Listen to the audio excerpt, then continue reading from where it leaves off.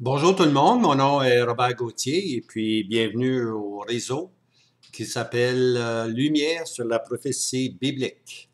J'ai été quelques semaines, je n'ai pas fait aucune présentation. Par contre, j'en ai préparé sur PowerPoint. Le problème était que nous avons acheté de la nouvelle équipement et puis on espère qu'on va avoir une meilleure production. Euh, on a appelé cette série Introduction à la prophétie, les 70 semaines de Daniel. On va vous montrer ça ici, là.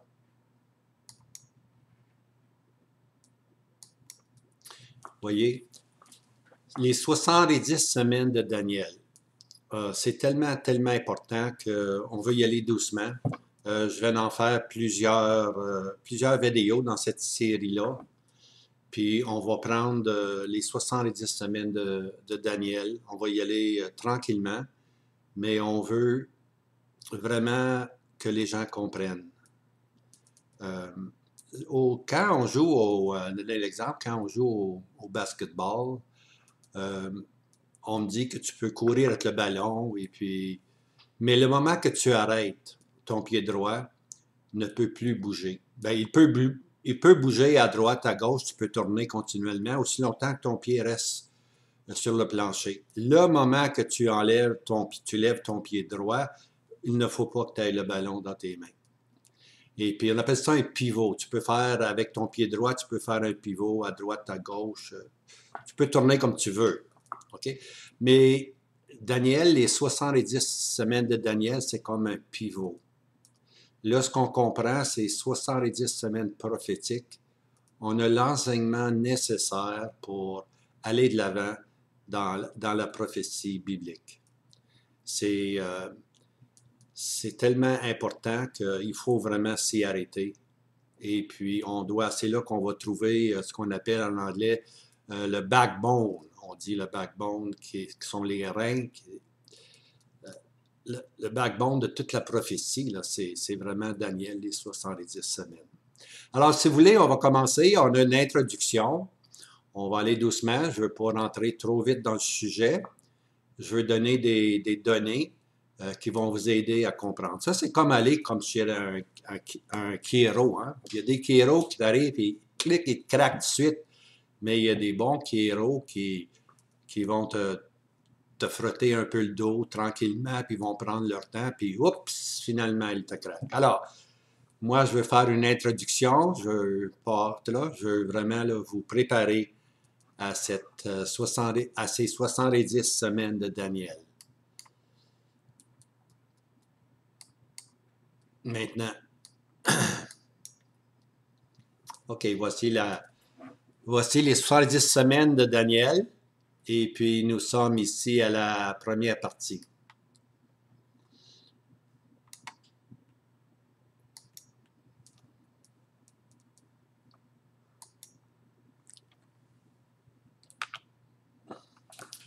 J'ai choisi un verset dans Genèse, le chapitre 3.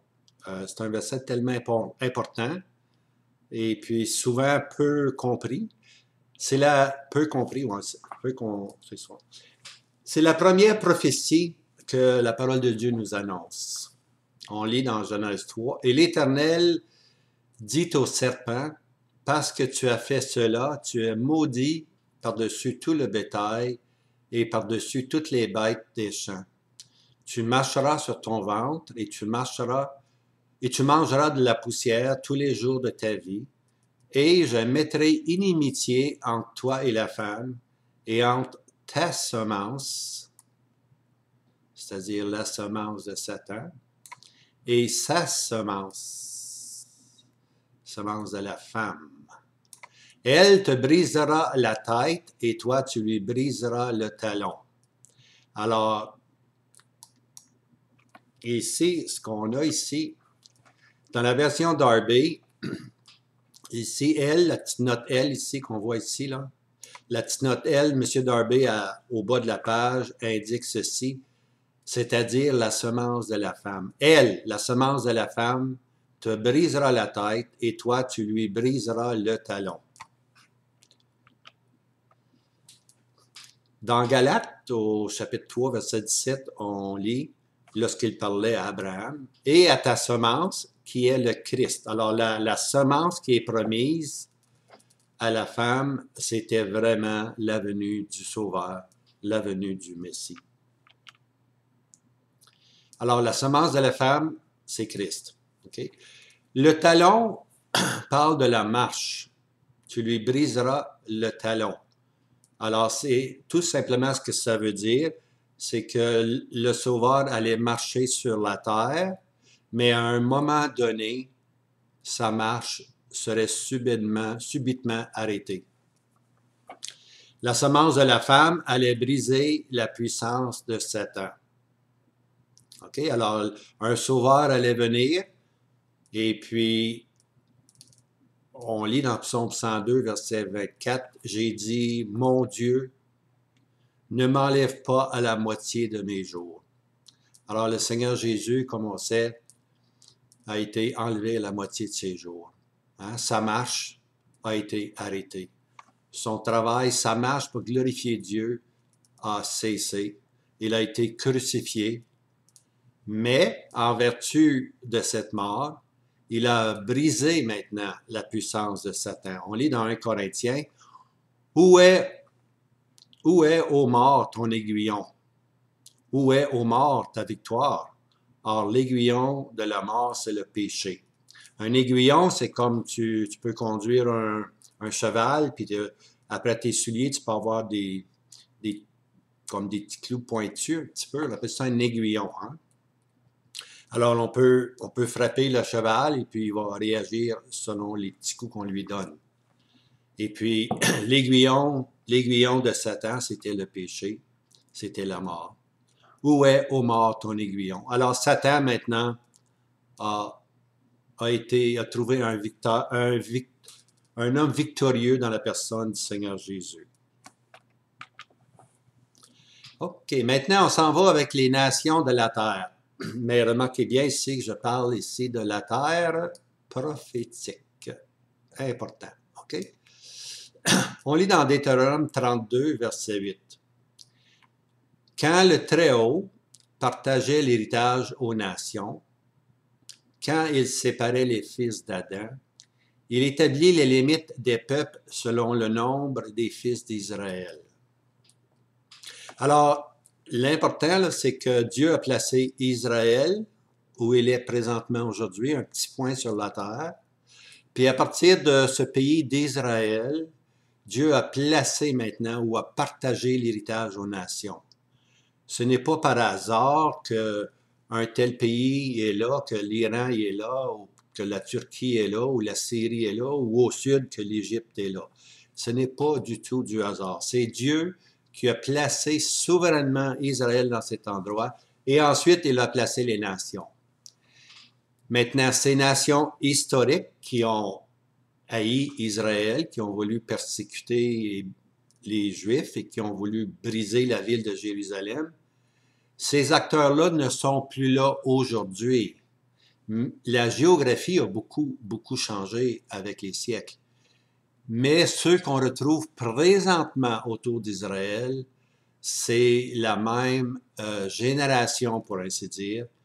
La génération ancienne qui haïssait les Juifs a maintenant une nouvelle génération qui de nouveau haït les Juifs et veulent détruire Jérusalem. Remarquez bien qu'avant 1948, il n'y avait pas de cette haine pour les Juifs parce qu'il n'y avait pas de Juifs à Jérusalem. Hein, le pays appartenait à l'Empire ottoman, appartenait à la Turquie. Mais dès 1948, dès le moment où Israël a eu leur pays, a eu leur terre, à ce moment-là, tous les pays alentours, les pays arabes alentours, se sont mis à attaquer et à haïr les Juifs, puis vouloir les chasser de la terre. Aujourd'hui, on va voir, tous les pays qui entourent Israël, ce sont des pays musulmans. Okay? Des pays arabes, des pays musulmans. Okay? Alors, eux, maintenant, reproduisent les sentiments que leur père avait contre les Juifs. ils haïssent Israël. Ils se disent en eux-mêmes, poussons Israël jusqu'à la mer Méditerranée, débarrassons-nous d'Israël, on va les noyer dans la mer Méditerranée. Ça, c'est leur pensée. Ici, je veux faire de l'emphase ici sur la terre prophétique. Alors, il y a la terre ici, OK? Mais aussi la terre prophétique. Lorsque la Bible parle de la terre prophétique, elle parle des pays qui ont environné Israël. Et puis la terre prophétique inclut aussi l'Europe, parce que lorsqu'on est dans le 4e empire, qui est l'empire des Romains, on a toute l'Europe qui est là-dedans. Okay? Alors la terre prophétique, c'est toute l'Europe. Ça inclut le sud qui est l'Égypte, ça inclut le nord qui est la Syrie, qui est la Turquie. Alors tout ça, c'est la terre, tous les peuples autour d'Israël, c'est la terre prophétique. Par contre, la terre, en général, ça inclut le globe, le monde entier. Hein? Et puis les événements qui vont arriver dans l'Apocalypse, ce sont des événements prophétiques, des jugements prophétiques. Et puis ces jugements vont s'appliquer surtout sur l'Europe et puis sur les pays autour d'Israël. Lorsqu'il est question qu'on ne pourra pas manger parce qu'on n'a pas la marque de la bête, ça s'applique surtout et avant tout à la terre prophétique, à ces pays-là qui ont eu une histoire, un historique avec Israël. Okay? Mais lorsque je m'en vais dans la terre très loin, lorsque je m'en vais en Australie ou où je m'en vais en Amérique du Sud, dans les tribus, dans la jungle, ces pays-là n'ont pas vraiment, comment est-ce qu'on pourrait dire, ne sont pas intervenus directement dans l'histoire d'Israël. Par contre, les événements sur la terre prophétique vont avoir des répercussions sur ces pays-là. Jusqu'à quel point, je ne sais pas. On laisse ça au Seigneur, tu vois. Mais avant tout, c'est la terre prophétique qu'il faut comprendre, qui sont l'intensité des jugements est là. La répercussion va se faire sentir éventuellement. OK, maintenant, on va regarder ici les nations du passé. OK, ici, là, on va trouver Canaan. Juste là, ici. Ça va devenir Israël. OK? Bon, l'important pour situer les nations, c'est que nous, les points cardinaux, habituellement, on regarde à l'article pour avoir notre point principal.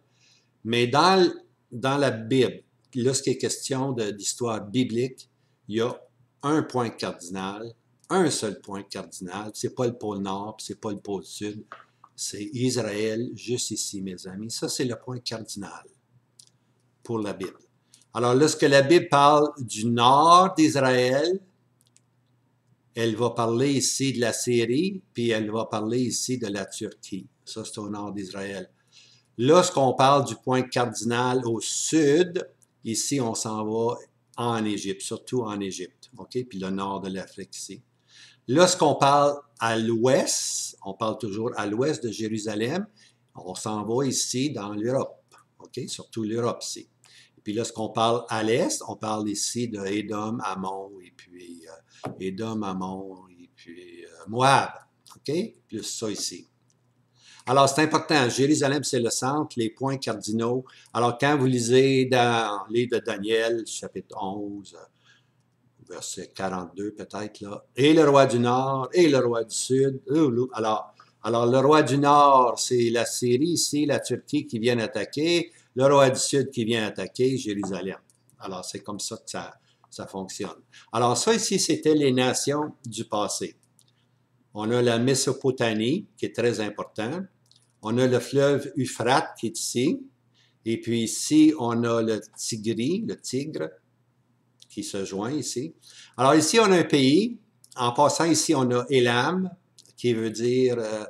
Élam veut dire, c'est un ancien nom. Le nom a été changé à la Perse, l'Empire perse.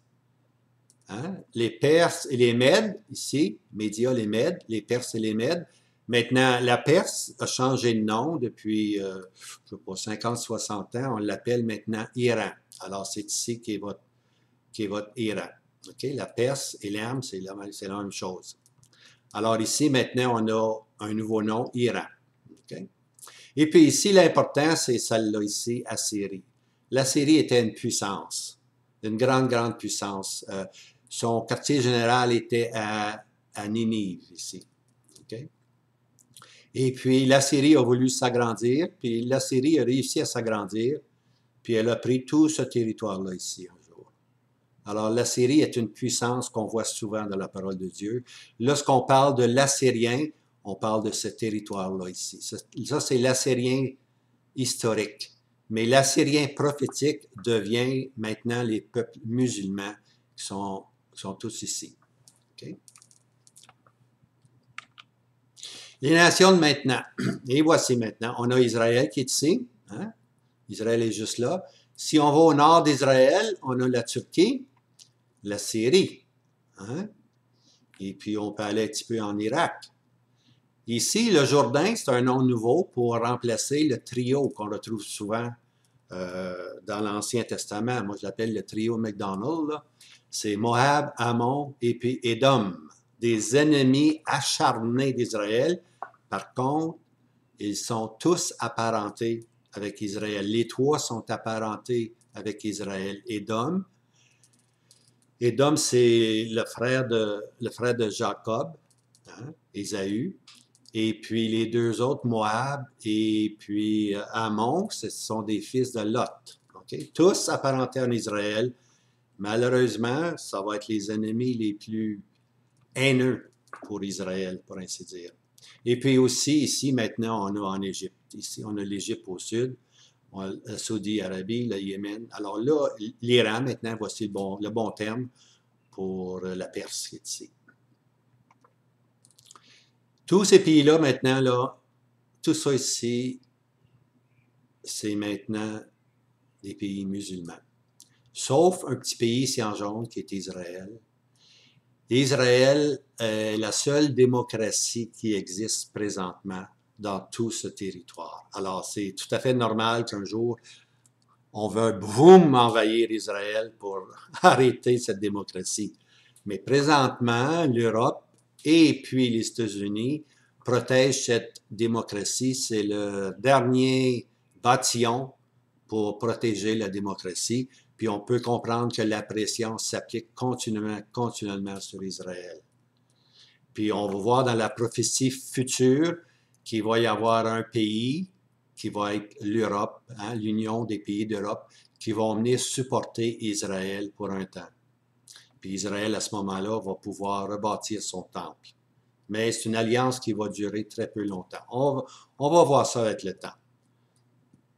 L'important, c'est de réaliser que tous ces pays-là veulent jeter Israël dans la mer Méditerranée.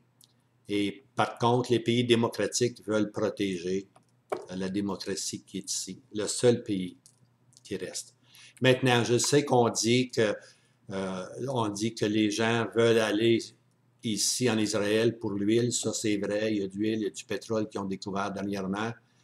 Mais n'oublions pas une chose, c'est la haine de tous ces peuples-là contre les Juifs qui va les motiver. Hein?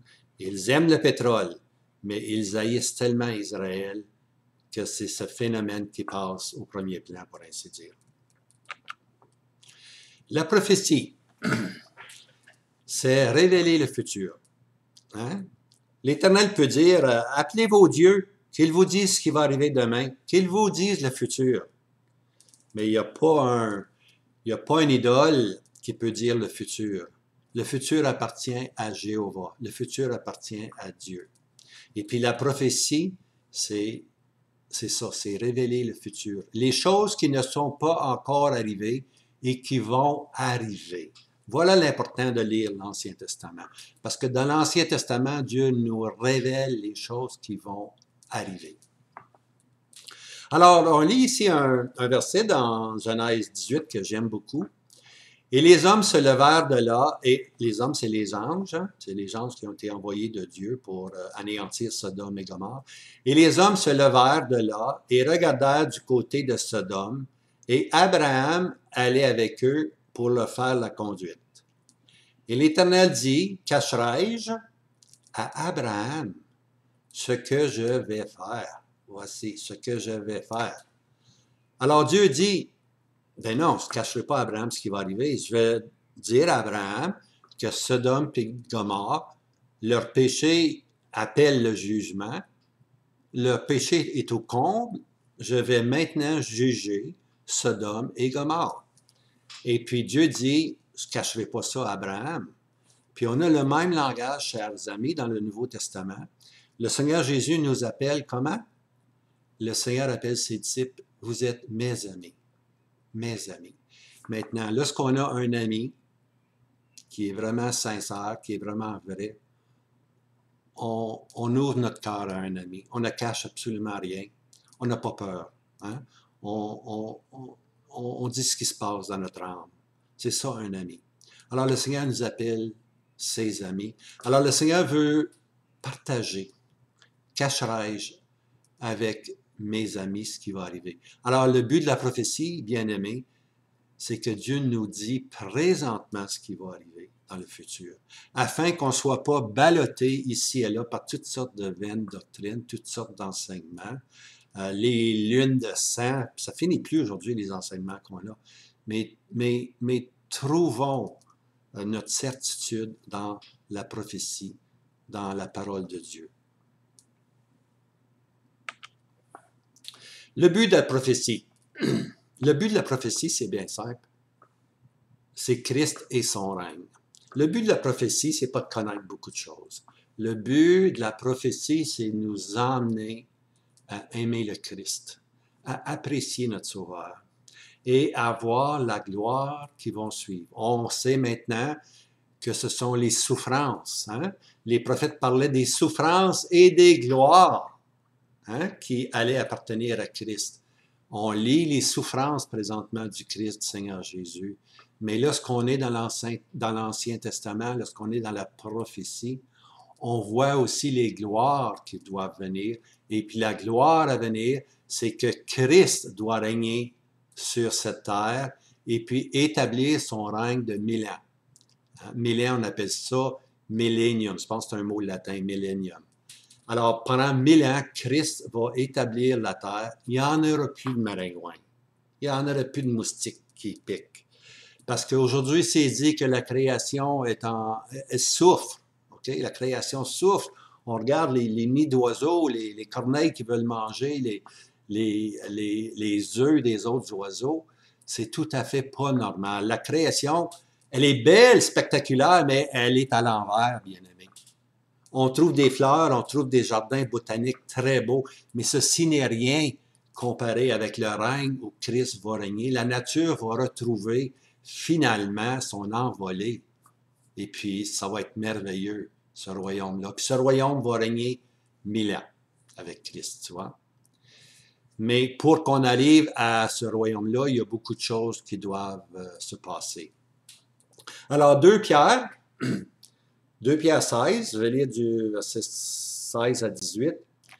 Alors, ça commence ici. Ici, là. Excusez-moi.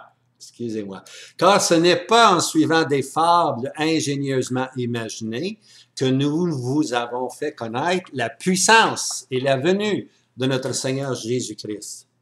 Mais comme ayant été témoin oculaire de sa majesté, car il reçut de Dieu le Père honneur et gloire, lorsqu'une telle voix lui fut adressée par la gloire magnifique.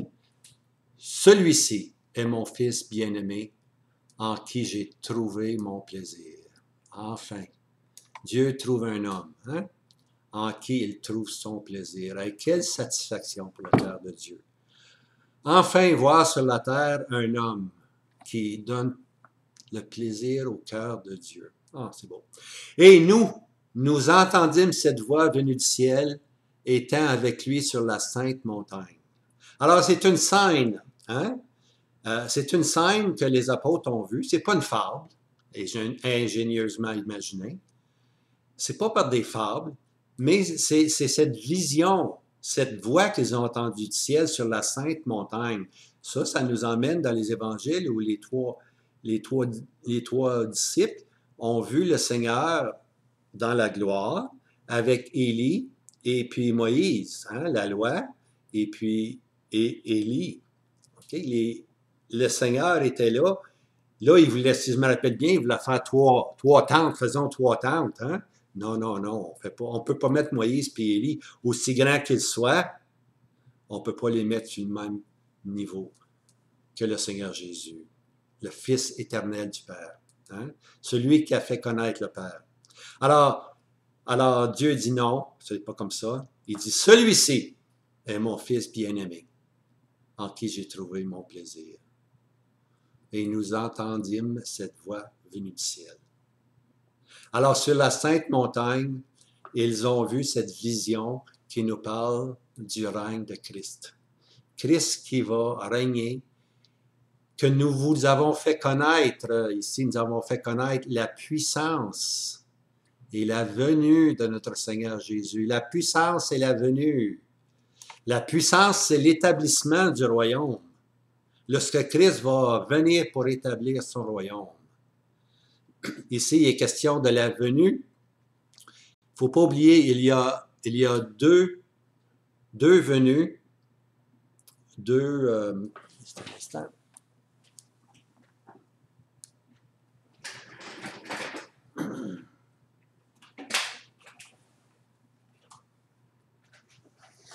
Bon, excusez-moi, c'est parce que j'étais juste sur la batterie, puis ça dit que la batterie va tomber à zéro. Alors, je ne veux pas qu'on tombe à zéro, là, on est bien parti. OK. La puissance et la venue de notre Seigneur Jésus. Naturellement, le Seigneur Jésus est venu, il est venu dans un sens en puissance, mais ce n'était pas une puissance pour établir un règne militaire. Les Juifs s'attendaient à voir un Messie qui vienne avec un guerrier, un David combattant, pour ainsi dire, avec l'épée pour anéantir le système romain sur lequel ils étaient esclaves. Non, le Seigneur Jésus est venu humble et débonnaire. Hein? Le Seigneur est venu humble et débonnaire, et puis le Seigneur a donné des enseignements. Si quelqu'un te frappe sur la joue, présente ton autre joue. Hein? Et puis, quand l'apôtre Paul dit que votre douceur soit connue de tous les hommes, si vous remarquez, la version Darby, pour ceux qui ont une version Darby, pour le mot douceur, la note en bas de l'épître, c'est comme quelqu'un qui n'insiste pas sur ses droits. Solennel, hein? La douceur, c'est pas d'être gentil, puis sourire, puis ça. La douceur, ce n'est pas insister sur ses droits. Malheureusement, aujourd'hui, la chrétienté se promène avec des pancartes partout pour insister sur ses droits. C'est pas la douceur de Christ, ça. Okay? C'est pas la douceur de Christ. Alors ici, c'est parler de la puissance. En d'autres mots, là, c'est le Seigneur Jésus, il est venu en humilité, mais il va revenir maintenant en puissance. Il va venir établir son royaume. Et la venue de notre Seigneur Jésus. Vous savez qu'il y a deux venues du Seigneur Jésus. La première venue, lorsqu'il est venu en humilité, il a marché sur la terre et les hommes n'ont estimé en lui aucune beauté. Hein? Ça, c'est sa venue en humiliation. Le Seigneur a été rejeté, craché au visage, crucifié. Mais le Seigneur Jésus a aussi promis à ses disciples, « Je reviendrai vous chercher et je vous prendrai pour être où moi je suis. » Ça, c'est la venue pour son Église. C'est la venue pour son épouse. C'est la venue pour les vrais croyants. Le Seigneur Jésus a dit que dans un instant, un clin d'œil, il reviendrait et puis il prendrait les saints pour être avec lui. C'est le retour, c'est la venue pour les saints. Mais la parole de Dieu nous dit que lorsque le Seigneur va venir établir sa puissance, son royaume, il va venir maintenant avec ses saints. Okay? La venue pour ses saints, c'est l'enlèvement. Puis la venue avec ses saints, on appelle ça la manifestation ou l'apparition en gloire de Christ. Okay?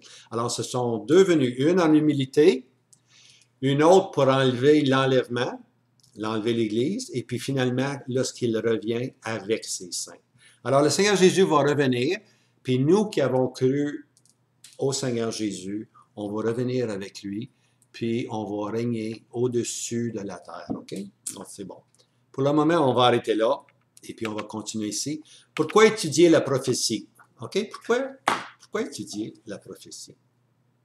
On continue dans le verset de Pierre.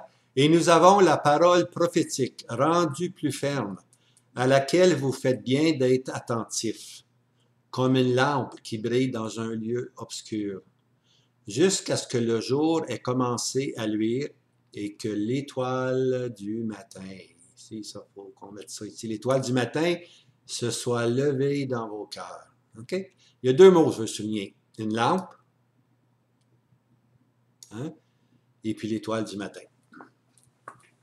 Alors, premièrement, il faut être attentif. Il faut, hein, vous faites bien d'être attentif.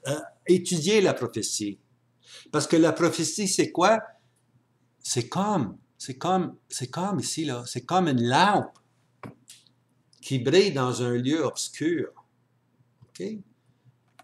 C'est une lampe de poche. La prophétie, c'est comme une petite lampe de poche. Lorsqu'il fait noir, là, lorsque l'électricité arrête, on ne voit absolument rien. Mais on a la prophétie comme une lampe qui nous dit, qui nous montre un peu le chemin. Elle ne nous donne pas tout, la pleine lumière du soleil, mais elle nous donne un aperçu, un avant-goût de ce qui va arriver. Alors, la prophétie, c'est comme une lampe dans un lieu obscur.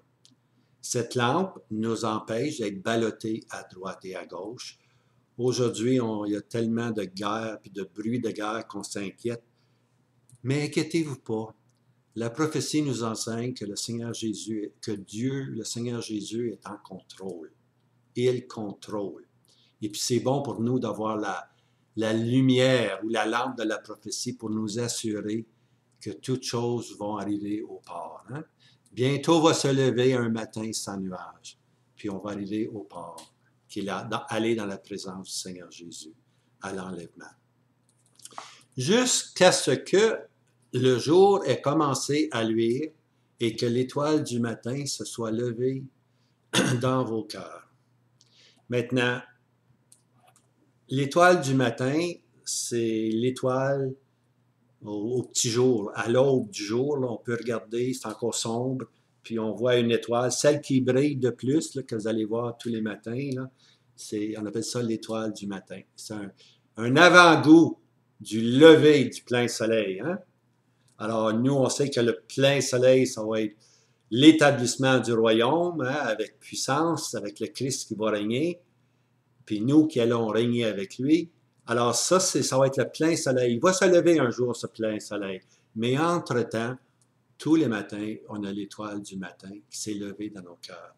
L'étoile du matin, bien-aimé, ça nous parle du désir du Seigneur Jésus. Ça nous parle du retour du Seigneur Jésus. Plus on va animer le retour du Seigneur Jésus, plus on va s'attacher au Seigneur jour après jour. Alors la prophétie a pour but de ranimer le retour du Seigneur Jésus. La prophétie ne remplacera jamais le retour, l'espérance du retour du Seigneur Jésus, mais elle est cette énergie, cette flamme qui va garder dans nos cœurs cette affection pour le Seigneur Jésus. Alors la prophétie, elle nous est donnée pour qu'on puisse penser davantage que oui, le Seigneur Jésus s'en vient. Bientôt. Une lampe, c'est pour le sentier du pèlerin. Hein? La prophétie, c'est une lampe. Nous qui voulons suivre, qui voulons être pèlerins sur la terre, être occupés des choses célestes, on a une lampe pour nous aider à garder le regard vers le ciel. Et puis, la parole prophétique ou la prophétie augmente en nous le désir et le retour du Seigneur Jésus. Hein? Il y a beaucoup de dangers de tomber endormi, mais lorsqu'on voit les choses qui vont venir, le retour du Seigneur Jésus est stimulé en nous. Maintenant, ici, attention, pas d'interprétation particulière. OK, on continue notre verset. Sachant ceci premièrement. Alors, la première règle, hein? Premièrement, la première règle, c'est là. On va vous la dire. Qu'aucune prophétie de l'Écriture ne s'interprète par elle-même. Excusez-moi. Ça, c'est la première règle. On va prendre un petit peu de café, on va me faire du bien.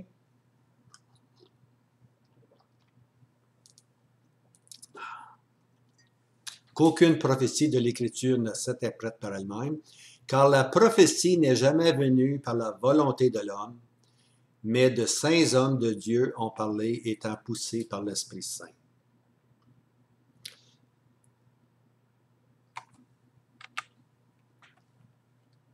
On ne peut pas prendre des événements particuliers ou historiques. La prophétie, c'est un tout. C'est un tout. Tout, là, tout va ensemble dans la prophétie. On ne peut pas juste prendre un élément et dire c'est ça. Non, non, non. C'est seulement un élément. Hein? Aucune prophétie de l'Écriture ne s'interprète elle-même ou a une interprétation particulière. Il faut regarder la prophétie comme un tout pour nous montrer que le royaume de Christ doit venir. C'est comme en anglais, on a l'expression connect the dots, connecter les points. Dans le temps de Noël, là, quand on était jeune, ben, c'est encore vrai aujourd'hui pour les jeunes, on a des affaires à colorer, puis là, on a des petits points, puis c'est 1, 2, 3, 4, 8, 9, 10, puis là, tu réunis tous les petits points. Ah bien, regardons ça, c'est un arbre de Noël. Ah bien, regardons ça, c'est une couronne. Ou bien donc, ça peut être une scène de Noël. Mais on réussit seulement lorsqu'on met les points ensemble. Connect the dots en anglais. Lorsqu'on réunit tous ces points, on a l'image. Alors, la prophétie, c'est comme ça. C'est un petit peu ici, un petit peu là, un petit peu ici. Puis éventuellement, on met tout ça ensemble. Puis là, on a, regardons ça. Regardons ça. On voit finalement, hein? On voit finalement ce que Dieu veut nous enseigner. Alors, on ne peut pas isoler, comme on fait aujourd'hui dans les prophecy updates, là, sur le YouTube, qu'on voit continuellement. Aussi longtemps qu'il y a un mouvement, il y a des chars allégoriques, il y a des mouvements militaires tout près de Jérusalem, ou en Turquie, ou en Irak, ou en Iran. Lorsque les mouvements militaires arrivent, on dit, voilà une prophétie qui s'accomplit, voilà une prophétie qui s'accomplit. Non, non, non, non, ça ne marche pas de même. Ce qui est important, toutes ces choses-là, tous ces mouvements-là, ces guerres, ces changements de territoire, ça se produit tous les jours. Ça s'est produit depuis des centenaires, depuis des millénaires. Les territoires ont changé. Ça ne veut pas nécessairement dire que c'est une prophétie qui s'est accomplie. Le tout mène à la prophétie sublime. Mais il ne faut pas prendre des événements isolés puis dire voilà la prophétie. Pas nécessairement. C'est pareil dans l'Ancien Testament. Je vais vous donner un exemple. Et puis après ça, je vais vous donner un exemple. C'est ma pensée, là. OK. Israël est infidèle. Les 10 tribus se séparent des 2 tribus. On a le royaume du Nord qu'on appelle Éphraïm, c'est un nom générique. Éphraïm, c'est la plus grosse tribu des 10. On appelle ça le royaume du Nord. Puis le royaume du Sud, c'est c'est Juda et puis Benjamin qui ont été fidèles à David. Mais les 10 tribus se sont un jour séparées. Hein? Le cri était « Oh à tes tentes Israël ». Je pense que c'est Jéroboam « Oh à tes tentes Israël ». Puis les 10 tribus se sont vraiment séparées. Et puis, ils ont été très, très idolâtres. Et puis, Dieu va susciter contre eux un ennemi, le premier ennemi, qui va être l'Assyrien. Hein? L'Assyrien va venir et puis il va envahir les 10 tribus. Maintenant, on lit dans 2 Rois 20, que l'Assyrien est venu, puis il a tout saisi, il a tout saisi ce qu'on appelle les 10 tribus, mais il est allé plus loin aussi. À un moment donné, il est allé jusqu'à Jérusalem. Il a saisi les villes de Juda, puis là, il est arrivé à Jérusalem. Hein? Puis là, rendu à Jérusalem, l'Assyrien ou le représentant de l'Assyrie a dit livrez-vous, que Jérusalem se donne à nous parce que mon roi veut saisir la ville. Et puis là, les gens ont dit ben, parle-nous pas en hébreu parce que les gens les gens entendent tout simplement ils vous entendent. Parlez-nous en syriaque. Et puis, Raph, le sergent ou le gouverneur dit non, non, il n'y en a pas question, on va vous parler en hébreu. Puis il dit on va vous saisir, puis on va vous emmener, puis c'est fini avec Jérusalem. Alors ça se passe dans la période de Ézéchias. Et puis Ézéchias s'en va trouver le prophète, puis le prophète Élie lui dit ben, fais-toi-en pas avec ça, humilie-toi devant Dieu, et puis Dieu va prendre soin de la situation. Et puis ce qui est arrivé durant cette nuit mémorable, c'est que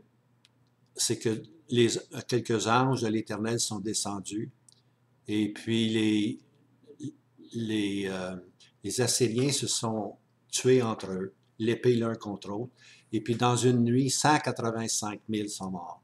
Okay?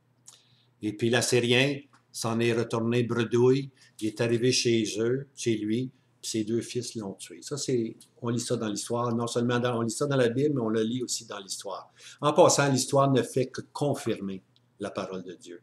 La parole de Dieu n'a pas besoin de l'histoire. OK? Mais l'histoire va simplement confirmer ce que la parole de Dieu dit. Okay? Parce que la prophétie, c'est les choses à venir. Puis lorsque ces choses-là à venir arrivent, exemple, les 4 empires, hein, les 4 empires qui vont venir, l'empire de Babylone, l'empire des Perses et des Mèdes, l'empire des Grecs et puis l'empire des Romains, ça a tout été prédit d'avance par Daniel. Maintenant, on regarde en réel, nous, on dit, ah, c'est de la belle histoire. Oui, oui, c'est de l'histoire, tu vois. Lorsqu'une prophétie est accomplie, pleinement accomplie, ça devient de l'histoire. Mais souvent, ce n'est que des accomplissements partiels. Okay? Comme l'invasion, là, que je viens de vous parler, de l'Assyrien, que 185 000 guerriers sont morts, ça, c'est un accomplissement partiel. Okay? Parce qu'un jour, la même guerre va se produire. Ici, l'Assyrien, c'est dit dans Isaïe, je pense au Isaïe 8, que l'Assyrien est monté jusqu'au cou. Jusqu'ici, là, au cou. Mais il n'a pas saisi la tête. La tête, c'est Jérusalem. Mais l'Assyrien a monté comme une eau qui monte, comme une inondation qui monte, il est monté jusqu'au cou, il est presque étouffé. Mais il ne l'a pas fait. Il ne l'a pas fait finalement, il s'en est retourné bredouille. Lorsqu'on lit Isaïe 29, là, c'est différent, là. Là, l'Assyrien, maintenant, va saisir la tête. Hein? Il va saisir la tête. Il va saisir Jérusalem. Zacharie, je vais vous lire quelques versets vite fait. Dans Zacharie, excusez-moi, dans ma Bible, là. Zacharie, chapitre 14, verset 2. Et j'assemblerai toutes les nations contre Jérusalem pour le combat. Et la ville sera prise. Ah, la ville va être prise. Jérusalem va être prise. Dans l'histoire prophétique de l'Assyrien, elle n'est pas prise. Mais dans l'histoire prophétique de l'Assyrien, la ville va être prise, les femmes seront violées, la moitié de la ville ira en captivité. Alors, bien-aimés, je ne vous annonce pas une nouvelle qui est nouvelle pour ceux qui étudient la Bible, mais Jérusalem va être de nouveau saisie. La moitié de la ville va aller en captivité. Aujourd'hui, on regarde Israël et on dit ils ont les meilleurs systèmes militaires, les meilleures bombes, les meilleurs avions, la meilleure technologie pour les téléphones, pour les voitures. Ah, ils ont tout Israël aujourd'hui. Ils se fient sur leur propre puissance. Hein? Mais je vous dis, par la parole de Dieu, que Jérusalem va être envahie, la ville sera prise. Hein? On a besoin seulement d'un verset. Hein? Seigneur, dis seulement une parole et ton serviteur sera guéri. Ça ne nous prend pas 100 versets pour nous faire comprendre la pensée de Dieu. Un seul verset nous suffit. La ville sera prise, les maisons seront pillées, les femmes violées, et la moitié de la ville ira en captivité. Si on avait seulement ce verset-là, ça nous suffit.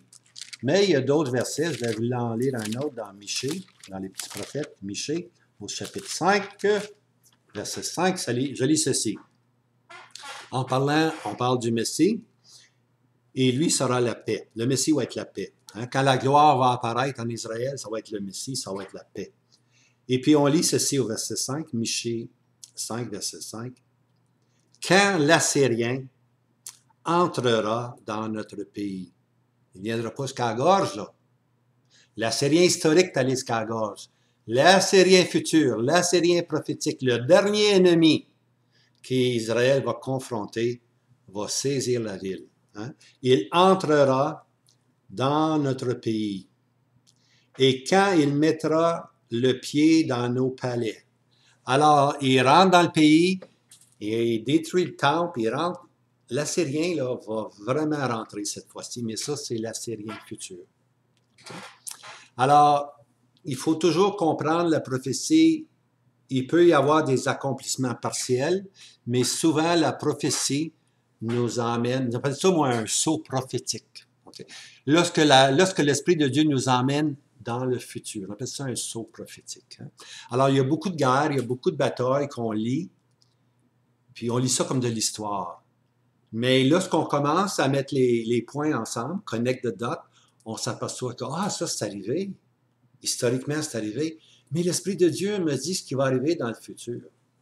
Alors voilà l'importance d'étudier la prophétie. Elle nous révèle le futur, puis elle nous donne un désir de voir le Seigneur Jésus.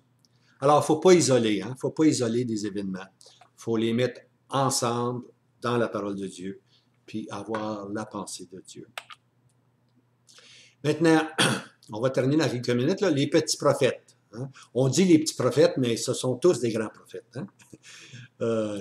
Excepté les plus grands prophètes, c'est ça, les grands prophètes, Jérémie, et puis alors, les grands prophètes, là, Jérémie, Ézéchiel, sont tous, c'est parce qu'ils ont écrit, leurs livres sont simplement plus grands. On appelle ça des grands prophètes, mais les petits sont aussi importants. Comme là, je viens de lire dans Michée, c'est un petit prophète, tu vois.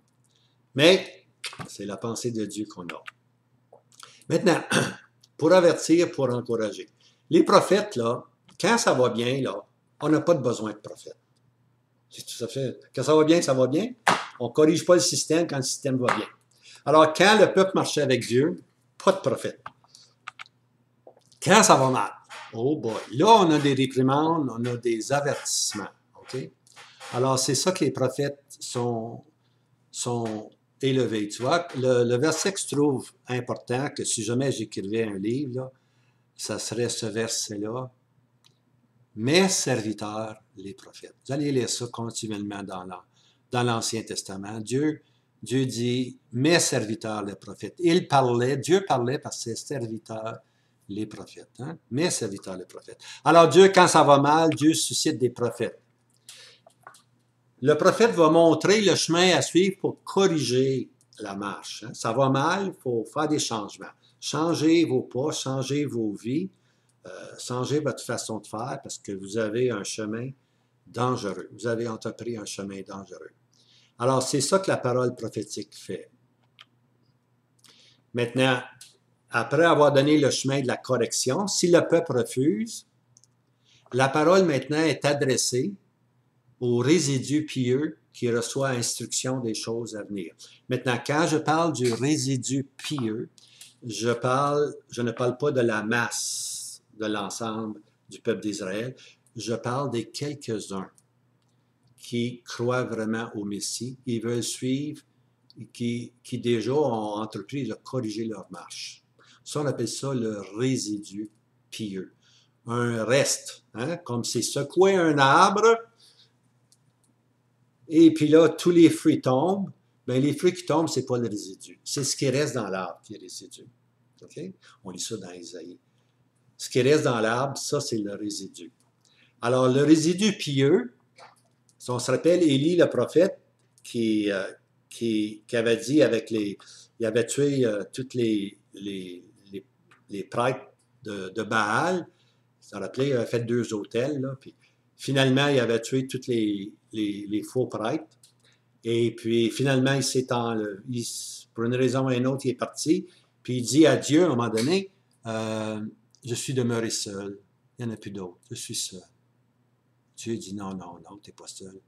Il y en a encore 7000 qui n'ont pas plié les genoux devant Baal. Hein? Alors, c'est ça un résidu. C'est un reste. Hein? Et puis, dans le Nouveau Testament, lorsque le Seigneur Jésus est venu, la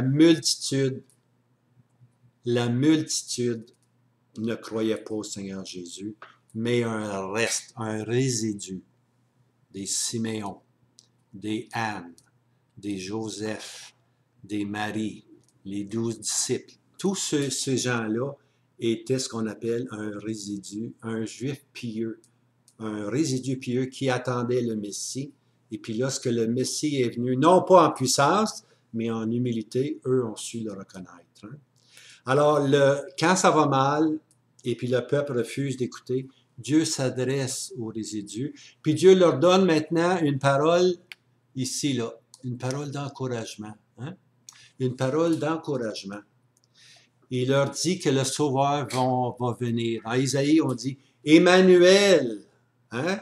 Dans une petite ville va venir un Sauveur. « Emmanuel, Dieu avec vous ». Alors ça, c'est l'encouragement.